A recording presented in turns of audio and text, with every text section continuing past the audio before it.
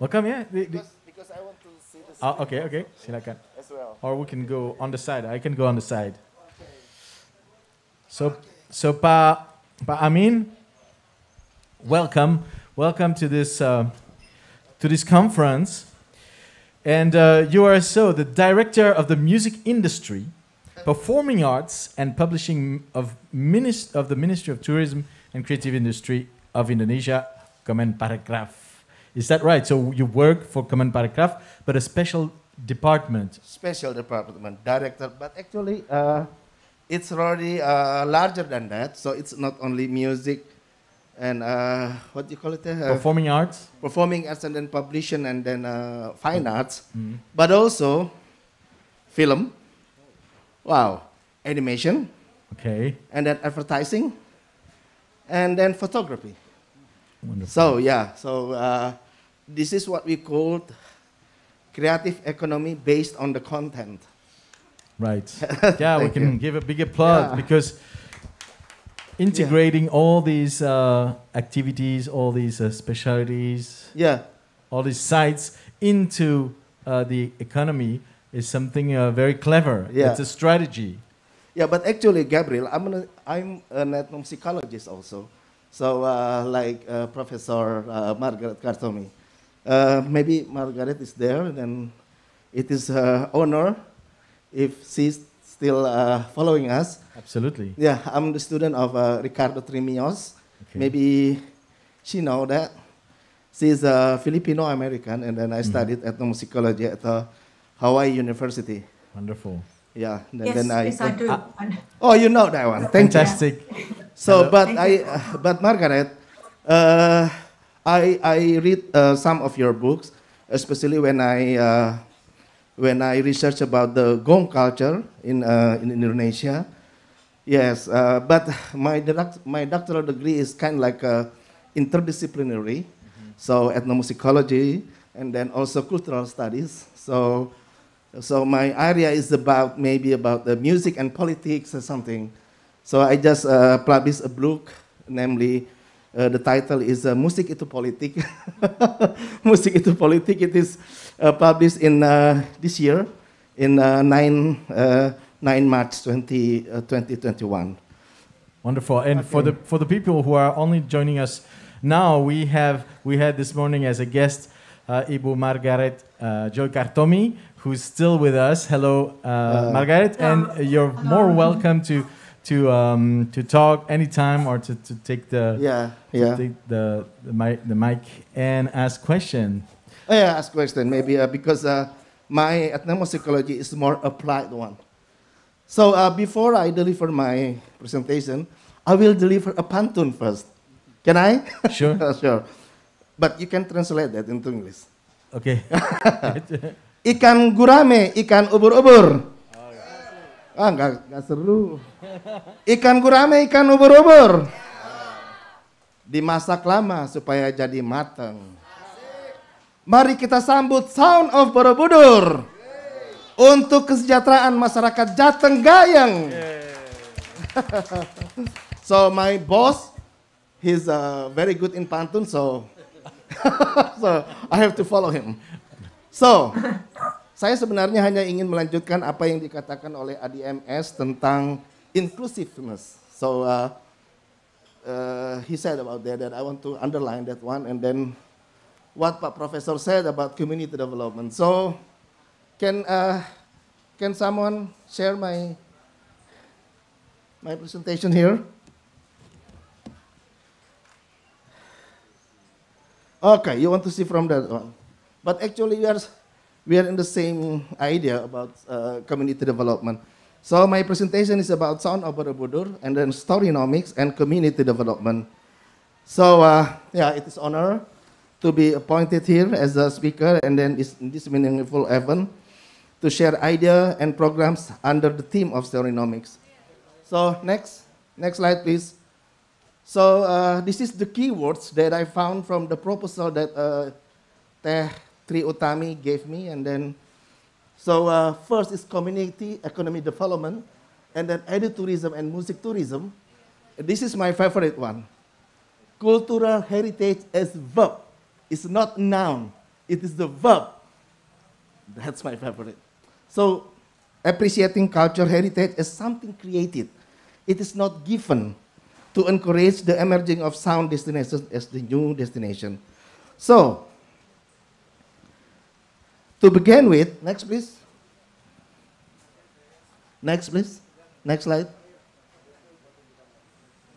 So, to begin with, it is important to us to have same understanding about what storynomic is.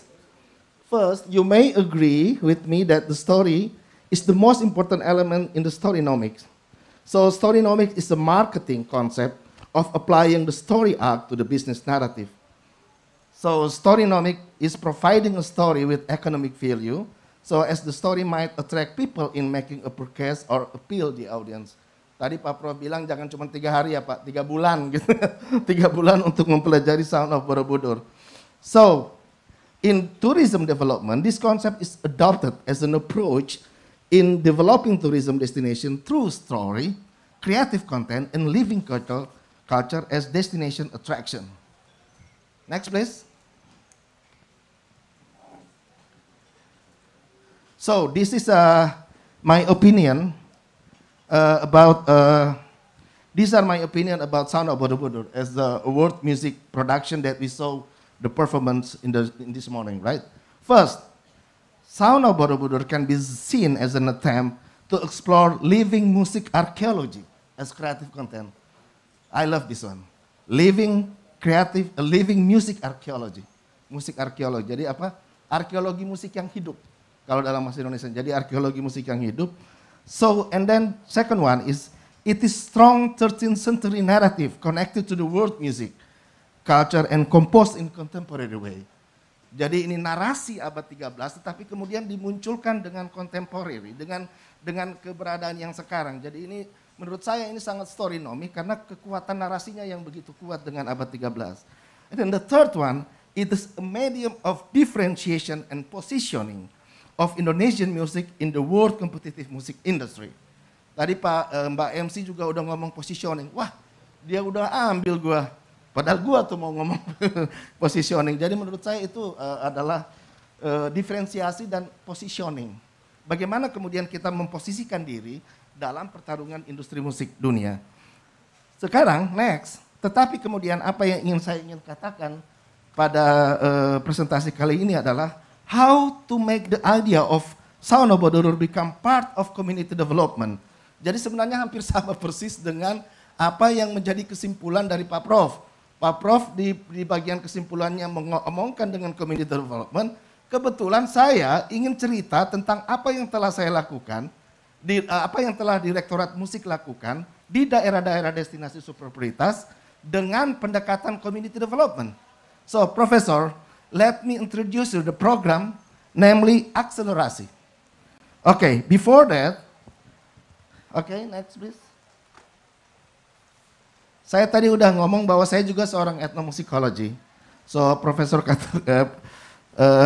so dalam ethnomusikologi, in ethnomusicology we have a conceptual framework that we call applied ethnomusicology. Some keywords of this concept are social responsibility. Jadi mempunyai tanggung jawab sosial. And then the second was ini extends the usual academic goal. So it's not only for academic purpose. Jadi bukan hanya persoalan akademik, tetapi kemudian dia juga mempunyai persoalan sosial. Yang ketiga adalah ini yang paling penting menurut saya, solving concrete problems. Jadi menyelesaikan masalah yang ada. Dan kemudian melalui working both inside and beyond typical academic context. Saya mengquote Harrison, McKinley, and Petan tahun 2010. Nah, berdasarkan dua itu, berdasarkan storynomic dan applied ethnomusicology, maka ada sebuah program yang disebut dengan akselerasi. Next please. Jadi Pak Prof, kami sudah melakukan community development di daerah-daerah destinasi super prioritas yang menjadi contoh, yang menjadi pilot project itu adalah Labuan Bajo. Di sini ada pelakunya, Pak Ivan Nosterman sebagai mentor di sana. Jadi program ini lebih pada mengembalikan, jadi yang datang menjadi pendamping di sana, mentor itu adalah justru adalah diaspora setempat. Salah satu caranya ya, sehingga memotong kita tidak lagi terlanjur banyak untuk mempelajari persoalan arkeologinya, persoalan antropologinya, persoalan sosiologinya. Nah, ini adalah sebuah program yang disebut dengan akselerasi. Next please. So program under Directorate Music, Film and Animation, which in line with the concept of Storynomiscs, is akselerasi. Akselerasi is abbreviation for aksi, action, selaras, in harmony, and synergy, in collaboration. Akselerasi is an advocacy program for local artists, musicians to create products, services imbued with local culture and bring added value to the product service. So this is an attempt to fill the needs of tourism attraction. Tadi kita udah bicara atraksi, bahkan satu istilah baru sore ini adalah atmosphere. I love that one. Jadi atraksi dan atmosphere and amenities which reflect local culture. Nah ini Pak, akselerasi is part of community empowerment by development by encouraging what we call socio-creative planner. Jadi program ini mencari istilah baru. Maybe I don't know how to say it in English. So it's a socio-creative planner to create and manage creative products, especially in distribution and consumption phase. Next. So program orientation is the synergy between urban, academic, activist digital ecosystem with rural, communal, and tradition. So it is located in the 5 super priority destinations and creative clusters. The method for akselerasi is custom, meaning that there is no standard approach. We cannot make a generalization in this method. So there is no standard approach in each destination as they may possess different value, different culture, characters, and needs. For example, Labuan Bajo is well known as singing society. The landscape, flora and fauna, and its mixed culture creates what consists of Labuan Bajo nowadays. Realizing the potential in the initial of akselerasi, we fostered the culture as the core of the creative products. Therefore, we have Flores Human Orchestra there, Animal Pop Komodo there, and books on marine culture as akselerasi products.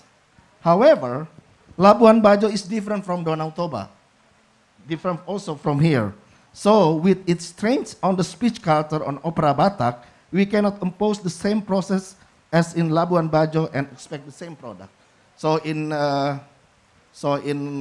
Danau Toba, we propose the idea of opera Batak Reborn, but in here, it's already here, the sound of Borobudur, and now maybe it is the time after here, maybe to have like a collaboration between sound of Borobudur and then the akselerasi one.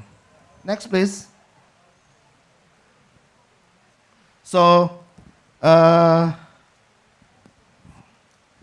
therefore, this program is projected to be executed in 5 years with output in product creation, number of socio-creative planners as an intermediate outcome, and economic impact for the community as ultimate outcome.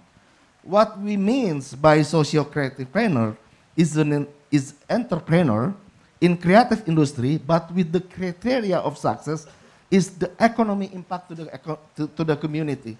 Jadi kalau mau melihat socio-creative planner kesuksesannya itu bukan dilihat dari seberapa besar untung yang didapat, tetapi kemudian impact kepada masyarakat di sekitar ini. Ini yang kemudian kita ingin bangun di sini. Nah, apa yang kami sebut dengan produk kreatif adalah produk kreatif yang ketika mulai dari perencanaannya itu sudah ada community involvement in the creation process. Jadi kemudian ada organik dan khas. Jadi dia sesuatu yang organik. Kalau Sound of Borobudur nggak usah lagi dicerita tentang soal organik dan khasnya. Dia sangat organik dan khas karena memang merupakan 5 minutes more. So I jump this and then next please. Next one. So this is 5 years program So in detail, on the first year, the program focuses on the production phase. In this phase, we conduct research to explore the characters of the destination, culture, what kind of creativity product that may be produced, and what measures we should adopt to create the expected commercial creative products. In the second year, the program is still focusing on the product development. We are fully aware that creating commercial creative product is not as easy. We need to conduct quality control and how the product will be distributed. In the third and fourth year, we focus on the governance management phase, how to distribute and commercialize the product. In this phase, we also encourage the emergence of socio-creatipreneurs, those who will manage and stimulate the new creative products. However, in the fourth year, we managed to digital in the commercialization phase to reach wonder customer and market. In the fifth year, we conduct a comprehensive evaluation and to take measurement to foster the economic impact of the program for the community. Next, and then this is the last slide. So, Sound of Borobudur and Akselerasi will create a movement. It's not only a program, but it's a movement in tourism and creative economy development with the support of community.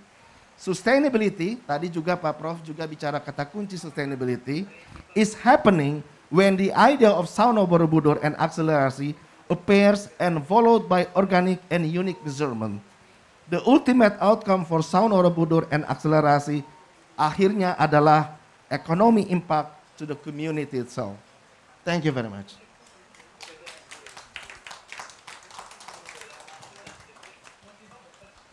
Well, that was the most punctuous, in-time lecture of the day. Gabriel, you're very professional. You know what? We have an audience, namely Pak from Flores. Can you give him like a 1 minute to express what he feels as a diaspora from Labuan Bajo with this program, this acceleracy program? Sure, yeah, of course. That's a very good point. Yes, please. Join. He's the one who becomes the mentor of the Akselerasi program in Labuan Bajo. Oh, wonderful. So I didn't know that. He's the local one, he's diaspora one. Maybe it is better for us to have his, his view about what Akselerasi did in his hometown. Okay. Can you introduce yourself one more time for everyone? Okay, thank you. My name is Ivan Nestorman. I come from a very beautiful island. We call it Flower Island, Flores. It's a Portuguese word, and we are rich island. But before the government, involved in our community, there was nothing for many years. And I think about 3 years ago, okay, I'm very happy because I was appointed as a mentor for my Flores music community over there by the minister. So we started this program, we call it incubation, yeah? Incubation.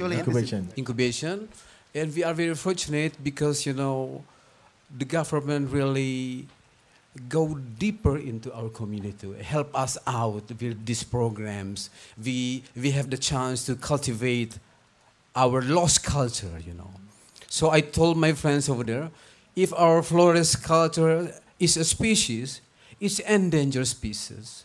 We will become extinct until the government, jump in, help us out from this miserable, facts we have over there. So I'm very grateful to government because now we have what we call maybe guardian angel, something like that, What do you do then to preserve the culture? What, down to earth, it's a very down to earth question. What do you do? So, and what do you need? It's the moment to say it out. Like, is it about, means to buy things or to buy instruments or to teach the younger generation, all that? Okay, first of all, we have to make a library, the lost library. A long time ago, we are rich in music instrument, but no more. So what we do, we have to cultivate to bring to life again our musical, our lost instrument. That's what we do. Like what instrument? Can you explain to You know, our we have audience and to me? a bamboo flute, double flute, like a Yugoslavian bamboo flute. And how do you call it? Suling? We call it foi. Foi? Foi. It's Foi, a Florence word, foi. Right, foi. And now, you know, some of our local musicians try to remake the foi, yeah. And you said that there is a double flute? Yugoslavia. Ah, okay. Yeah, it was inspired especially in eastern part of Flores. You know, the Portuguese crews, when they came to the island, they brought these crews from northern European countries, Balkan. And is it played like this? It's like two flutes? No, like this way. Yeah, but the two. Yeah, two. Yeah? So I'm sure Ibu Margaret will immediately think from Melbourne. I think Ibu Margaret immediately think of course the aulos, the Greek aulos, the double flute. Is that right? Double flute. Yes. And is there any on the Borobudur reliefs? Yeah. The double flute? Don't think so. No. I was about to ask the same thing. Yeah, very Yes, interesting. dear. Okay. And other instruments that according to Jaap Koens, an ethnomusicologue from Blanda. from Blanda, yeah. Flores is not rich with instrument, but the method of singing. Singing, yes. So It's very that's famous, why yes. I proposed to Pa Amin in the Kementerian how to brand this island become a singing island. Exactly. Not just singing society, but Flores is the singing island. Actually, right now, Okay. Pak Garin Groho, the famous director, is doing Yeah, a performance in Holland right now in Amsterdam, which is Yeah. Lament, right? Is Okay. it the Flores song also? Yeah, maybe. Yeah. Maumere? Yeah. Momere, yeah. Mhm. Okay. Yeah. So and so you need instruments, you need a library, like Yes. books. Yeah. Uh-huh. We have to make a new catalog. Okay. So the young generation will know, oh, we were rich. Okay. We were rich. And we have to be rich again. Do you have like a center, like a panggung, you know, like pertunjukan, gedung pertunjukan? You know, they are creating it right now. Yes. The government. Right? Yeah. No, that's the question. I'm being very naive. So, You know? so maybe the question is also for this one, for the idea of Sound of Borobudur, where we can find a place, or we can. Oh, sorry. Yeah. No, Mike. Okay, sorry. Yeah. Of course. The protocol also I have to ask. Okay. So the question is also for the second, the Sound of Borobudur, how the music can be regularly performed by the community. So in that case, so the idea of Sound Borobudur, it is going down to the earth, and then it is not exclusive. It is inclusivity. It is inclusivity, and then everybody can play the piece that we heard this morning. I mean, it's important also for the younger generation to come and listen to the big brothers or the fathers, grandfathers performing, and then learning. So you need a school, or you need a performing art center. Yeah. It's the moment to Our to say center that. is on the way. I mean, now government is very much, focused their attention of building Labuan Bajo, which, we're going to have these buildings to perform musical instrument, you name it.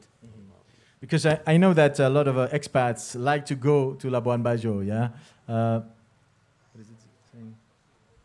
Oh, yes. Yes. Oh, yeah. We'll have to close. But So no question. So it's the Labuan Bajo is very attractive, but I think that people go there to ask though. to just watch the neighborhood, but sometimes they want to see a performance and they don't know where to see it. Some places you have performances everywhere, and some it's like difficult to find, and then you really want to. I want to hear these songs because the singing in Flores is absolutely stunning. There are great studies about that, right? My friend, ethnomusicologist Dana Rapoport, also studied the singing of Flores. Okay. The dissonant singing, right? Dissonant singing is eastern part of Flores. Eastern, right? Eastern Okay. part, in Larang Tuka. That's the other one. Okay, right. You're the musician also though. So that's why we talk about music enthusiastically. That's right. So yes, it's time for a final word. So I let you, Amin. So for me, Sound of Borobudur is not only an idea, should be a movement. It should be a national movement. How we positioning, how we differentiation our music with the whole the world. And then for me, the most important one is how the idea of Sound of Borobudur can give social impact to the community in Borobudur. And how to accelerate the movement with akselerasi, is that right? Yes, it's a good word. Yeah, to give some power and give a little kick to this movement. So we can applaud our panel. Yeah. Pak Amin. Thank you. And Pak Nestorman, Ivan Nestorman. Yeah. And you will play later on tonight. Yeah, right after this, right? Yeah. Okay. 30 minutes. Okay, fantastic. Okay. Thank you very much, Pak Amin. Okay, and I think now it's time for our next guest. Is that right? Yeah, we have our next guest who's online, and it is Moe Chiba from UNESCO in Jakarta. Moe, can you hear me? Yes, Huh? Gabriel. Not now. When is it? It's now. Yes, here you are. Hello, Moe. Hi. It's so nice to see you. I haven't seen you since I came back, like in mid-April, after a long, exode because of the COVID. How are you doing? Fine. So it's the same Gabriel, I know. Yeah, exactly. The one and only. Lovely to see you again. Yes, very, very lovely to see you. You look great. Tell me, Moe.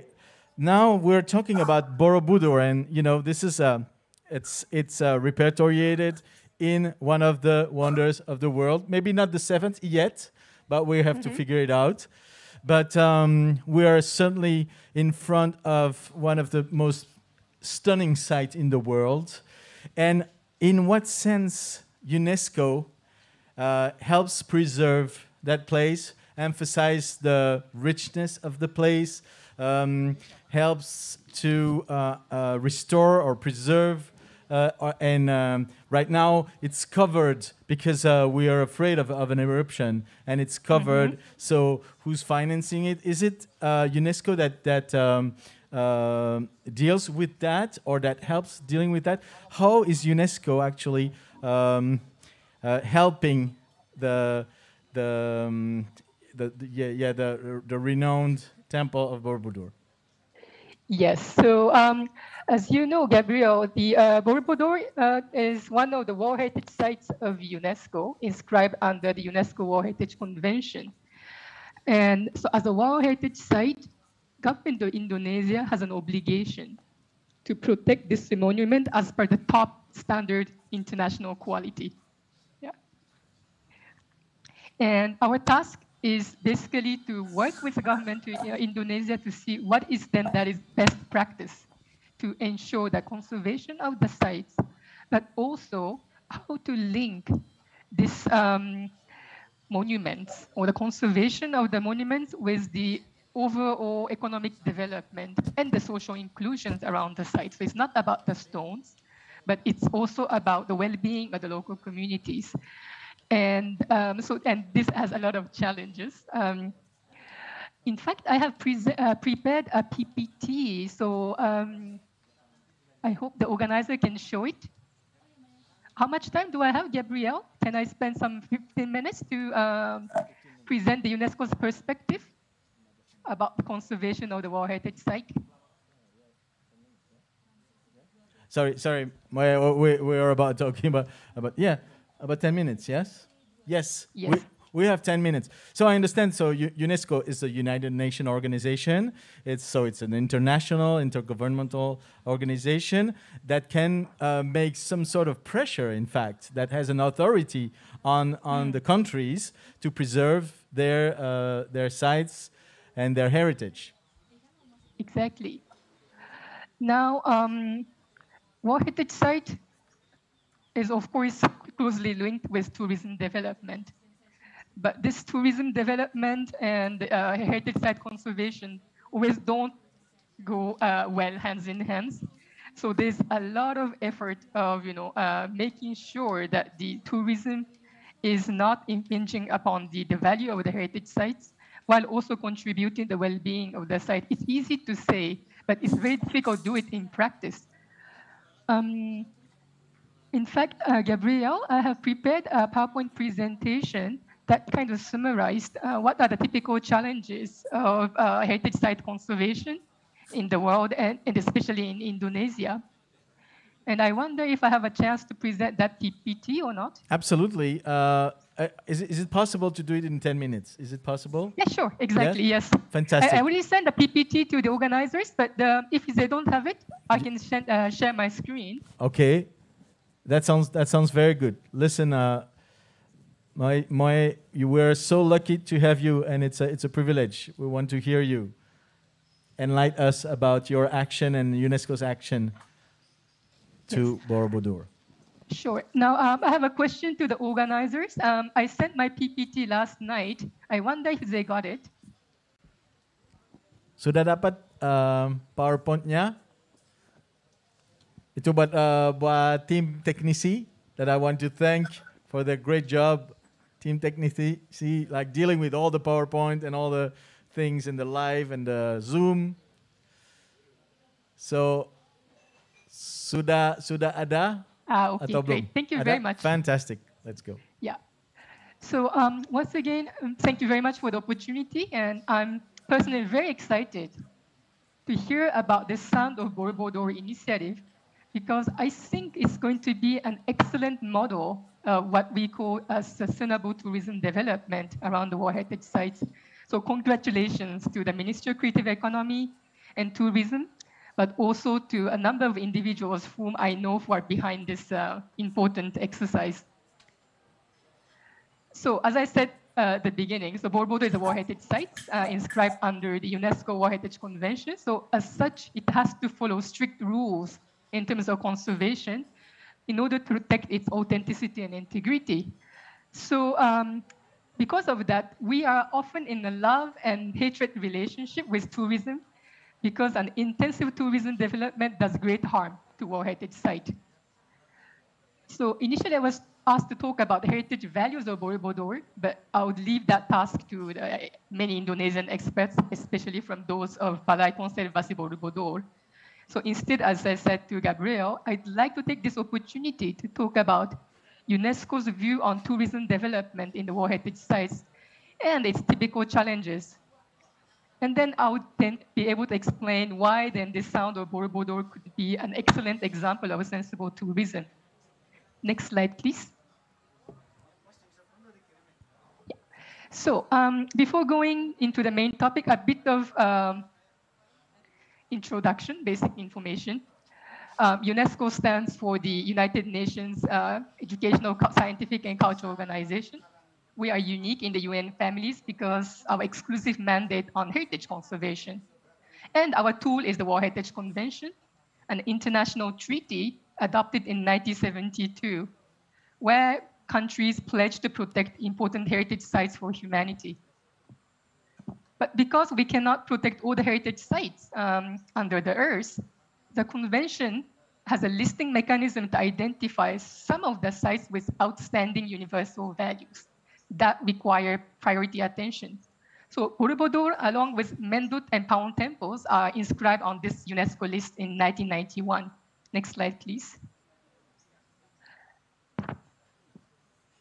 Yeah. Next, as you can imagine, becoming a World Heritage Site is not easy. The list has expanded over a period of 40 years, and there are more and more competitions. Next slide, please. However, I would say that it is even more difficult to remain a World Heritage Site because its status can be revoked if the site has lost its authenticity. Next slide, please. Protecting a heritage site in the 21st century is not easy because the site faces wear and tear due to rain, wind, humidity, or pollution. It also has to withstand extraordinary situations such as volcanic eruptions in case of Borobudur and earthquakes, for instance, for Prambanan. And there are also fewer qualified masons and artisans who know how to restore and maintain historical buildings. However, one of the biggest challenges nowadays actually come from tourism. Next slide, please. In Southeast Asia, in particular, all the governments have been promoting tourism as the answer to national economic development. But their strategy, however, tends to focus on the number of visitors rather than quality. Then excessive human footprint, unfortunately, is detrimental to the fragile ancient monuments, especially when those visitors don't behave. The picture is, by the way, from the Angkor Wat in Cambodia, which is kind of scary how people are climbing these fragile monuments. Next slide, please. In the eagerness to encourage mass tourism, many places ended up falling into the trap of popular demand. The pictures here are taken in some of the heritage cities of India. Whenever I go, the city is crowded with just chains of fast food. And then when I talk to the local tourism authorities, they reply that, oh, this is because tourism asked for it. So rather than promoting local business and uniqueness, tourism often ends up promoting standardized food and entertainment. It spoils the value of the place and then will be detrimental to the continuity of tourism in the long term. In Indonesia, I noticed that the Singapore Sentosa is still considered a good model. So I often hear the proposal for a big convention center, whether it's in Komodo or Lombok. However, we wonder why one wants to visit a place that offers similar kind of service to anywhere else. Next slide, please. One of the main purposes of a heritage site is to offer a meaningful educational experience about the past to the public. However, the public outreach are still very poor at many sites. If you go to a heritage site, you will be typically given a little brochure, and probably you will see a signboard like that on the that you see on the screen. It's painful to read these tiny letters. And usually the information is limited to the name of the kings and the year of construction, which are not so exciting, that we probably forget after 5 minutes. Next slide, please. In addition to public education, we are increasingly asked to ensure universal access to heritage sites for people with different kinds of needs. This includes persons with mobility problems, like in wheelchair, but also people with hearing and visual impairment. In India, which is my earlier duty station, one of my topics of work is how to make heritage sites enjoyable to persons with visual impairment. We usually go to a heritage site, admire beautiful buildings. So we imagine that people who can't see would not want to go to the heritage sites. On the contrary, our surveys show that a large part of visually impaired persons actually want to go to the heritage sites. Next slide, please. Now, finally, the major challenge of heritage tourism, and I'm kind of very much in sync with Mr. Amin, the previous speaker. The major challenge of heritage tourism is how to ensure the participation of local communities to take part in the economic and social benefit. UNESCO member states love the World Heritage Convention, and they are eager to get more sites inscribed on the World Heritage list because they think it is good branding and should boost tourism, therefore making the country richer. Unfortunately, it is not so simple. Tourism development makes somebody rich, for sure, usually the big hotel chains, building contractors, and big investors, but rarely the local small business. Often you see the situation where the poverty coexists around the famous heritage sites. The photo is of the Taj Mahal, world famous monuments in India, but perhaps many tourists do not know that behind it, it has a big slum. It is a lack of good policy, which I think is almost a crime, not linking famous heritage site with poverty alleviation of local people. Next slide, please. Now, all these typical issues that I just described are quite applicable also to Borobudur World Heritage Site. So let's take a quick look. So inscribed in 1991, Borobudur is a very famous World Heritage Site from Indonesia. It draws more than 3 million visitors annually. Well, not now, but it used to be. And Many of you are familiar with the scene where people are crowding at the monuments to take a selfie. The structure is fragile, and Borobudur Conservation Office has constantly warned that the number of visitors has exceeded its carrying capacities. Fortunately, their voice is being heard, and the new tourism management plan for Borobudur is to reduce the numbers of visitors to the monument at one time and instead spread them to surrounding areas. However, the question is where, how, and to do what? How do we spread these people? That still needs to be resolved. Next slide, please. Many Indonesian experts are pointing out that the value of Borobudur Heritage Site is not just the main monuments, but should be also understood in its wider context, namely in their relationship with the natural environment, mountains, water bodies, paddy fields, villages, and traditions around the monuments. In the past, unfortunately, the tourism strategy in Borobudur has been always focused around the main monuments, with more concentration of people to the monuments than surrounding areas. Next slide, please. As a consequence, tourism in Borobudur has never really benefited the surrounding communities. Back in 2012, UNESCO conducted a survey and found out that 80% of visitors knew nothing about areas around Borobudur, and average income of the village population remained below the provincial average. Next slide, please. The diagram shows the vicious cycle that Borobudur has fallen into. The study also found out that because visitors don't explore surrounding areas, they don't stay more than 3 hours and therefore spend less money. And then because they don't go around, local people instead start congesting the entrance areas of the monument to get some little business. We are very familiar with a very congested informal market at the exit of the monuments. Visitors often felt harassed by the vendors. This gives a bad image of the area and the local people, thus visitors are further discouraged to explore surrounding areas. But the culprit is not the local people, but the absence of good strategy that did not put the local livelihood at the center of heritage tourism.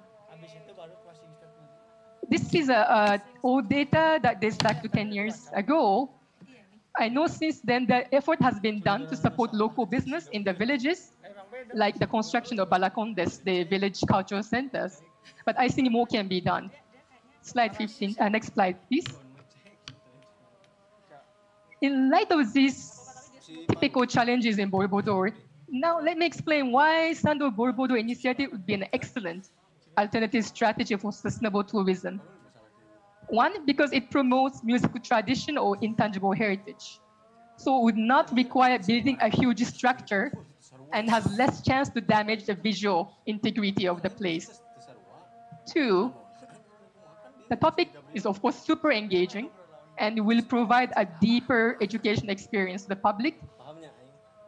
And three, I think explaining Borobudur via music can be enjoyed by the visually impaired person. And I really would like to encourage the ministries and all the persons concerned to also consider working on the Borobudur tour through the music for the visually impaired visitors. And finally, as Mr. Amin kept insisting, I think this can give income opportunities to local people. And of course, provided that the venues, the places for this program are spread across the villages and not concentrated around the monuments. There's a lot of musicians community in Borobudur areas, so I hope this initiative will be the platform to promote them. Next slide, please. So to end this, let me quickly present some of UNESCO works in Borobudur, because we believe the local communities should be the primary owners and beneficiaries of heritage tourism. We have been training since 2017 a group of young entrepreneurs living around the monuments to hone their skills in developing heritage-inspired goods and services. Next slide, please. And also in collaboration with Balai Konservasi Borobudur, we also created a link between heritage sites and local artisans, like pottery making in the neighboring village. they still make pottery in the same way as depicted in Borobudur relief. So our approach is to promote local people through heritage, rather than imposing heritage conservation to local people. Next slide, please.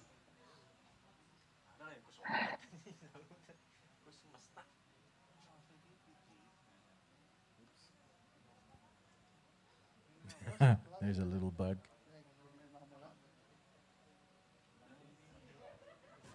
There's a little bug. Moy, if you hear me, it's frozen. Let it go. Yes. Oh yeah. You're back. Okay. You're back. Please. Okay, so I don't know where I did go, but then anyway, I think the time is short. I just want to say by concluding that I would like to conclude by saying that so we do a lot of community engagement work in Borobudur, and we very much look forward to collaboration with the Minister of Tourism, Creative, further extend this sound door insisted. Congratulations once again and to all the organizers of this event. Thank you, Moishiba. Gabrielle? Miss Moishiba from UNESCO. Yes, Moi, listening. Okay, I finished. I think I should stop because you're also in. Thank you. Yes, we were applauding you actually. I don't know if you heard that. And thank you so much. And yeah. I think the word is that we should, Kemenparekraf and UNESCO should work hand in hand with the same aim actually to be inclusive. To be inclusive with everyone, with people with invalidity or impaired or Yes. And also to include the community to participate into this into the tourism industry and make it more friendly, have better pictograms maybe than a long list of things. And I think that we can learn also from this COVID pandemic, which has been really tough on everyone, but to see that we can have discipline and we can wear masks and we can wash our hands. And I think that we can still use that energy to incite the tourists to behave well and respectfully with what they are visiting. I think they will be happy to and contribute. And yes. I think this sound of Borobudur just ticks all the boxes of potential sustainable tourism initiative. Oh yes. So I'm really excited. Oh, okay, wonderful. Okay, thank you. So yeah, actually we can take a question and answer. I thought that we would have to go to the next one, but Moy, we have. If you still have some time, we can take some question and answer. This is a great chance to talk to the UNESCO. So if any one of you want to have the World Heritage patent on them, they can ask for it now. Yes, Pa Amin. Yeah, this is Pa Amin. That Hi, you Pak Amin. Hi, Amin. That you mentioned the earlier presenter. So thank you very much for your appreciation for my presentation. So my question is, I have an idea. We have an idea about accelerasi, right? It's it's an incubation, and then it's empowering community. And then my question is, do you have another idea? How do we get involved community to this idea or the idea like this? Do you have any other idea? Yes. Okay, so my suggestion is that I think there are different existing small initiatives here and there of community mobilizations already, sometimes by and but each entity, each organization has a very limited capacity of its own. We can't do much, and UNESCO as an international body cannot be in Borobudur forever, right?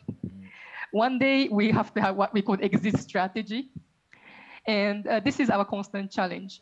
And so our main concern is how to hand over, this move we created to a bigger movement. Yeah, and so this is why I have a great hope in your ministry, coming forward and developing these acceleracy things, because this is maybe a golden opportunity to create a synergy between the this existing small things that have been, initiatives that were made by different partners. Yeah. So that is one suggestion. And by the way, in terms of like topics, so music is an excellent idea. But earlier there was also somebody who was working on the cuisine, the cooking recipe inspired from Borobudur, looking into the kind of plantation that is available, seeing in the relief. And this could be also another interesting way of marketing Borobudur small businesses, and also giving interesting storylines or the educational value to the Borobudur War Heritage Site. So maybe after the music, you can think about food, eating, and that can be enjoyed by everybody, right? Whether you have a visually impaired or hearing problems, you can. I totally agree with you. Yeah. I agree with you too, especially about culinary one. Yeah. So I think that the next step would be a meeting between you, Moishiba from UNESCO, and Pak Amin from Kemenparekraf, the performing art department, and movies and photos and everything we can include. Yeah, yes, to make an improvement to that. How about the manpower? We still lack of specialized people for restoration and things like that. I think there's a lot of young people out there who would love to have that kind of job.